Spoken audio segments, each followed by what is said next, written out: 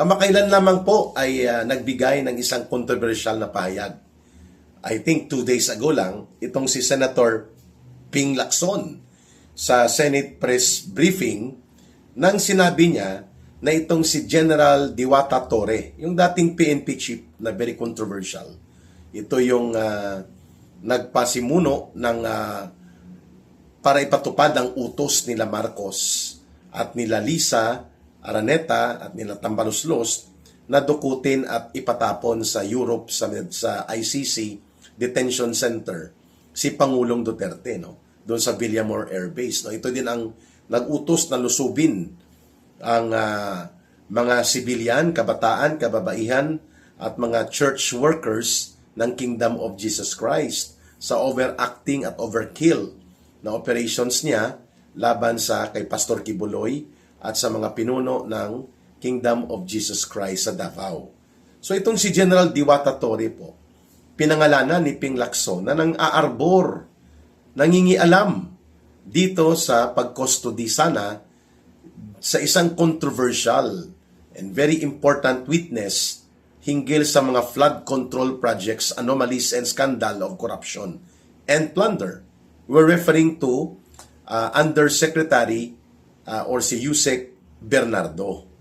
Ngayon, nakakapagtaka, sabi ni Senator Ping Lacson, ano ang papel ni Diwata Torre na mangialam para mag-offer ng custody kay Yusek Bernardo? Kaninong interes at kaninong utos nang galing ang pangingialam ni Diwata Torre ng isang sensitibo at may malalim na kaalaman hinggil po sa operasyon ng sindikato sa DPWH at mga proyekto na ngayon ay inaalam na sa investigasyon kung bakit nangyari ang trilyon pesos na ito na pandarambong at paano nakalusot sa sindikato ng DPWH. Ang isa sa mga nagbulgar nito ay si Undersecretary Bernardo na ang kanyang antas at kahalintulad po kapareho din kay Yusek Cabral. Pero mas marami at mas malawak po ang records na hawak ni Yusek Cabral na ngayon ay tinatawag na Cabral Files o DPWH Scandal Leaks.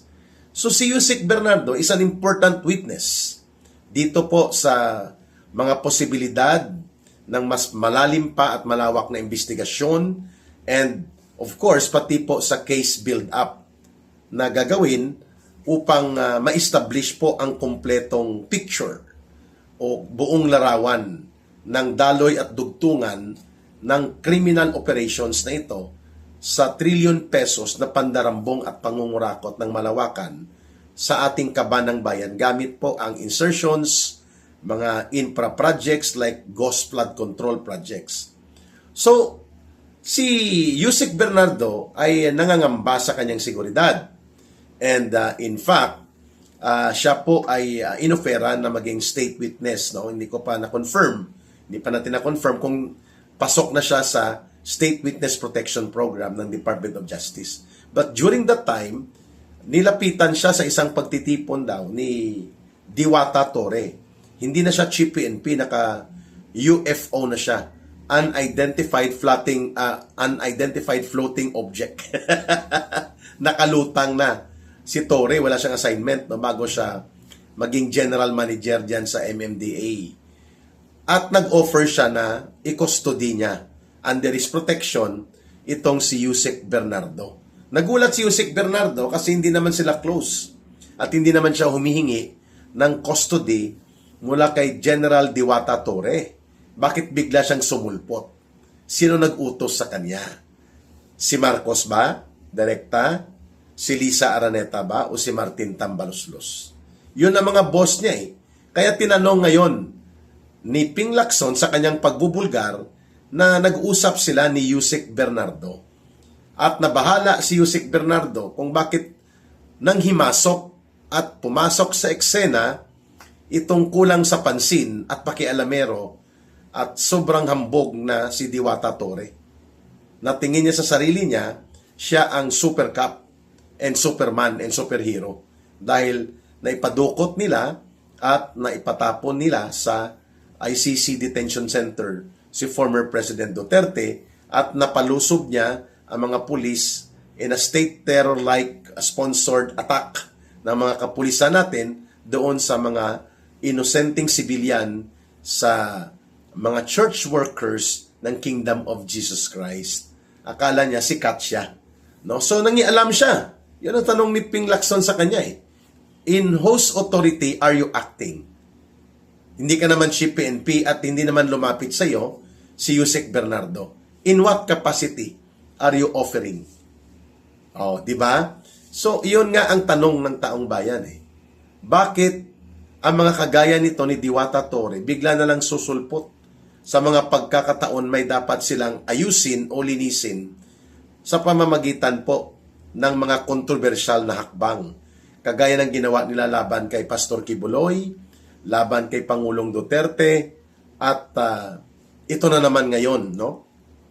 Pinakialaman ni Torre ang mga importanteng witnesses, no? At isa sa nagbulgar na nangihimasok po siya ay itong si Yusek Bernardo.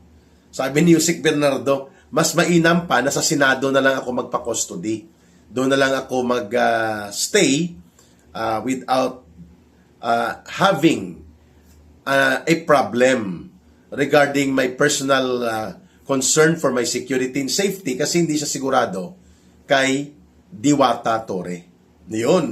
Kaya naikwento niya ito kay Senator Ping Lacson. Sabi ng mga media na nakakarinig sa naging pahayag na ito ni Senator Ping Lacson, ipapatawag ba sa Senate Blue Ribbon Committee si Diwata Torre dahil nangingialam at nangihimasok sa ilang mga mahalaga at sensitibong mga witnesses na ngayon po ay nagbubulgar tungkol sa malawakang iskandalo ng krimen ng pandarambong at pangungurakot sa flood control projects. Ang sagot ni Ping Lacson ay in proper time, kung kailangan na ma-establish ang mga connections ng mga nagpoprotekta at nangingialam, saka siya ipapatawag. Wow! Talaga ha? So ako po, ang tingin ko dito, may nag-utos kay Torre. Kay Diwata Torre na mangialam. Tatlo na naman pong boss niyan eh. Marcos, si Lisa, at si Tambaloslos. So most likely po dyan lang nanggaling at sa tingin ko, baka nga special ops ang pinapagawa sa kanya. Walang tiwala sa kanyang pagmumuka. Si Yusek Bernardo. Sabi ni Yusek Bernardo na makita niya at sinabihan sa ni Torre na siya magkukustody sa kanya for protected custody and safety support protection. Sabi niya, doon na lang po ako sa Senado, pwede naman po ako magstay doon para safe din ako. Yan ang problema dito kay Diwata Torre. It's hard to face the problem when the problem is your face. It's hard to face the problem not just when the problem is your face, when you are perceived to be arrogant at hindi ka tiwa-tiwala, untrustworthy. Ayun. So, yan po ay malaking katanungan. Inutusan ba ni Marcos, ni Tambaloslos, ni Lisa Araneta si Torre na i-custody si Yusek Bernardo? Pangalawa, anong purpose? Aba, malinaw pong purpose, hindi po yun safekeeping. Yun po ay special ops para i-twist at malamang i-operate si Yusek Bernardo na bumaliktad at bawiin ang kanyang mga salaysay hinggil sa mga naibunyag na iskandalo regarding sa lawak at lalim ng kaalaman niya sa sindikato nila Marcos at Romualdez. Ayun. So walang ibang purpose yon, hindi naghihiro-hiro dito si Torre. Bahagi yon ng isang order para magsakatuparan sana ng special operations. Yan din pong nangyari kung bakit wala na ngayon si Sergeant Gutesa. Hindi na po siya nakikita, hindi na nakapagsalita din itong sila mag-asawang Diskaya sa lalim at lawak ng kanilang alam at pagkakasangkot din sa sindikato ng mga flood control projects at mga ghost infrastructure projects, no? Pati pong connection nila kay Tambaloslos at kay Marcos. Hindi na rin po nakakapagsalita yung dalawang tauhan ni Saldico, hindi na makita.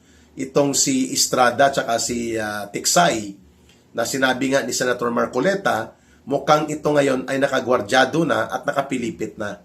Ibig sabihin po, hawak na sa liig. At according nga sa sources ni dating Gobernador Chavit Singson, si Gutesa ay hawak na nila Romualdez. Ayun. May mga nagsasabi na a certain MC ang kasabwat ni Tory dito. MC, ito din po ang sinasabing kasabwat nila Abalus at nila Tory nang nilusob nila ang Kingdom of Jesus Christ. MC. Letter M, tapos letter C. M ang pangalan, letter C ang apelyido. At mukhang siya ang nag-ooperate para dito sa pag-clean up ng mga witnesses. Clean up, ha? At mukhang kapartner ni Diwata Tory si MC. Sa gawaing ito, the way na naging kapartner din nila si MC doon sa pangingialam sa Kingdom of Jesus Christ. No? Yan. Tinatawag po yan si MC na The Prince. Wow. Iba pa po ito kay super bilyonaryo. Hindi ito super bilyonaryo, pero diskartidor na operator po ito. At mukhang dito nakakonect din si Tory. Kasi tinuturo po na si MC nakialam kay Gutesa. At pati dito sa dalawa, si Tiksay saka si Estrada na mga delivery operators ni Saldico sa limpak-limpak na maleta ng mga salapi na pera na pinagnakawan na dinideliver kay Marcos at kay Romualdez sa mga cutouts nila. Ayun. So, ang tanong, nag-ooperate ba si MC at si Diwata Tory in behalf kay Martin Tambaluslos at kina Lisa at Marcos para ipatupad ang special ops dito kay Yusek Bernardo? Yun ay malaking katanungan. At yan din pong tanong ni Senator Ping Lacson kay Diwata Tory. In whose authority are you acting in behalf? Kanino ka kumukuha ng utos mo? Yun. Pero alam na rin niya ni Ping Lacson. Hindi niya lang dinirekta. Kasi kilala niya rin ito si MC. Kababayan niya yata ito eh. I think si The Prince na ito, kababayan nito ni Ping Lacson. Napangalanan na po ito ni Pangulong Duterte. Itong operator na to si MC. At mukhang itinuturo nga siya na may pakana kung bakit napabaliktad at hindi na mahawakan ngayon si Sergeant Gutesa. Mukhang ganun din po ang plano sana pabaliktarin o pilipitin nila through kay Diwata Tory na kunwari ang offer of custody dito kay Yusek Bernardo. Talagang takot na takot, ano? Itong sila Marcos, sila Tambaluslos at Lisa Araneta na magtuloy-tuloy po at hindi na nila makontrol ang mga pagbubunyag na ito. Kaya nila tinapos at pinutol na ang participation ng mag-asawang Diskaya dito sa Senate Committee Blue Ribbon Committee hearing. Hindi na nakakapagsalita, hindi na nakakapag-deliver ng malalim na mga salaysay itong mag-asawa. Controlled na. Hindi na makita ang dalawang tao ni Saldico. At itinuturo ni Saldico na hawakan na ito ng mga puwersa ng nasa ilalim ng gobyerno ni Marcos. At ganon din kay Sergeant Gutesa, sabi ni Governor Chavit Singson at nila Congressman Mike Defensor, pinapabaliktad na ito at mukhang bumaliktad na. Which Senator Amy Marcos gave the hint the other day, no? Sinabi niya na yun nga ang mangyayari at mukhang si Yusek Bernardo at itong sila Engineer Alcantara at Engineer Bryce Hernandez ay pipilipitin din na bumaliktad. Ngayon ang tanong, sa magkanong dahilan ba ginawa ni Tory ang ganitong pag-approach kay Yusek Bernardo? Kaya dapat nga maimbestigahan nito si Tory, ano? Ang kanyang mga ginagawang mga operations, yung buong kataksilan na pagpapadukot kay Pangulong Duterte, no? Makapal talagang muka. Walang kahihiyang nasasangkot si Diwata Tory. Dito na naman sa isang special ops nang nagbulgar mismo sa kanya ay walang iba kundi si Senator Ping Lacson mula sa salaysay o pakikipag-usap ni Senator Ping Lacson dito kay Yusek Bernardo. Ayan, dumiga ka na naman.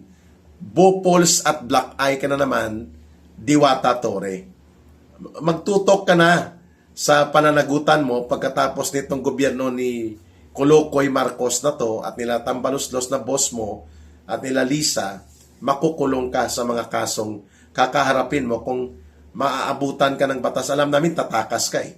Pero dahil sa sobrang kahambugan mo, nakikita din ng taong bayan na tatakbo kang senador, no? Nagpauto at nagpaguyo-guyo ka kay Trillanes, no? Sige nga, alam mong akala niya gagarantiyahan siya ng pagtakbo niya sa pagkasenado o sa senador kung siya ay mananalo daw. Hindi siya basta-basta magagalaw sa mga kasong kriminal na pananagutan niya sa ginawa niyang paglapastangan at pag-abuso sa kanyang kapangyarihan nung siya ay nasa PNP pa.